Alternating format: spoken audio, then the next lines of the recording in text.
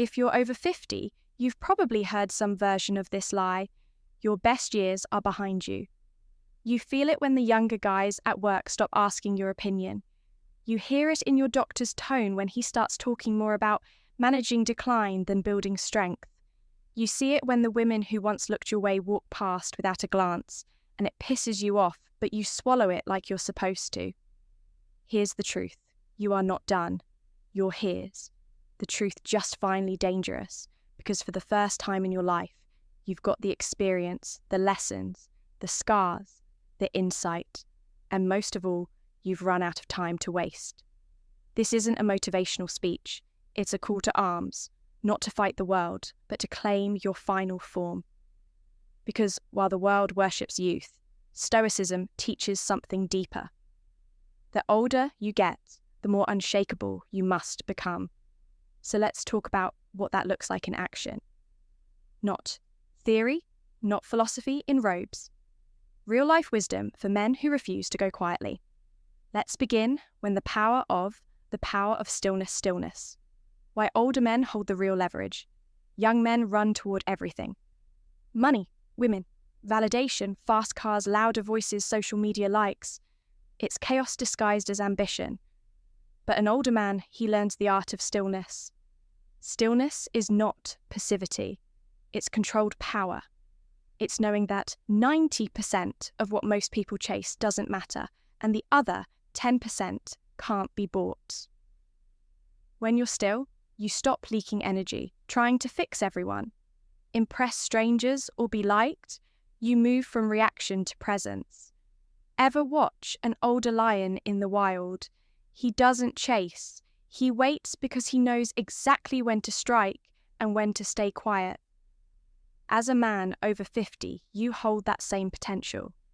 You don't need to be the loudest in the room. You just need to stand like someone who's seen death and didn't. Unapologetic masculinity flinch. Stillness becomes your gravity. It draws people in. Women respect power because people sense something deeper in you. A man who survived himself to unapologetic masculinity. Let the world call it intimidating. There comes a point in every man's life when he either shrinks to fit the modern world or he becomes a mountain. People learn to walk around. You don't owe softness to anyone. You don't owe political correctness to people who haven't lived a day of your life. This culture wants older men to apologise for being masculine, for being direct, for having standards, for not bending to every emotional wave. But a softening world, guess what? Your unapologetic energy, your too much presence is exactly what a softening world needs. You don't have to shout. You don't have to argue. You just have to exist without folding. Start taking up space again. Sit with your legs wide. Speak slowly and clearly. Hold eye contact until the other person breaks. You're not mean. You're not toxic. You're masculine. And that is rare now, which means it's valuable. Don't bury your nature to make others feel safe.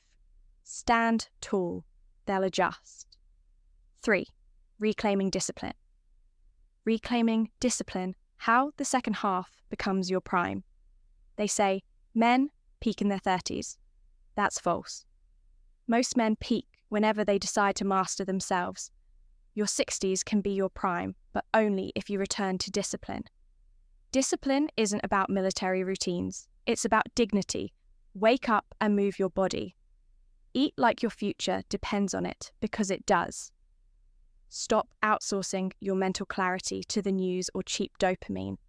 Start every morning with stillness. A journal, a walk, a cold. The woman question shower, not because it's trendy, but because your time is now currency. Spend it wisely. You want vitality back. Train your body again. You want clarity. Stop consuming trash content and start building your cathedral of thought. The older you get, the more your actions echo. You're not just living, you're leaving behind a blueprint. Leave a strong one. 4. The woman question. Why you stop chasing and start attracting. You might notice something after 50. The chase gets old, the games get boring. You no longer want to impress. You want to be met. And here's the paradox. The moment you stop chasing women is the moment you start attracting them. Not the flaky kind, not the ones who want status or sugar daddies, but the rare woman who sees your quiet power and leans in. This only happens when you stop living on the outside. Women are drawn to self-contained men, men who don't need their approval, men who are whole. So stop trying to be younger. Stop dressing like you're 25. Own the grey. Wear the wisdom. Speak from the chest, not the throat. There's nothing sexier than a man who walks like he's already enough. You're not invisible. You're just finally in a place where you choose what you see. 5. Legacy mode activated. Why it's time to become the man they talk about when you're gone. This final chapter, it's not legacy the end. It's the moment where everything counts. The conversations you have, the way you treat the young men around you, the example you set when you think, nobody's watching. Most men live to be remembered by a paycheck, a title, or a car. But real legacy lives in the impact you made when no one asked you to. What did you teach? What did you tolerate? Who did you protect? Who did you become? Your legacy isn't a tombstone. It's how people change because they knew you. So start living as the man they'll quote at your funeral. Be the one whose name gets brought up when younger men ask, "Who showed you how to be a man?" Let the answer be you. You're not past your prime. You are in the age of power where your calm cuts deeper than chaos, where your presence is heavier than any flex. But only if you reclaim it.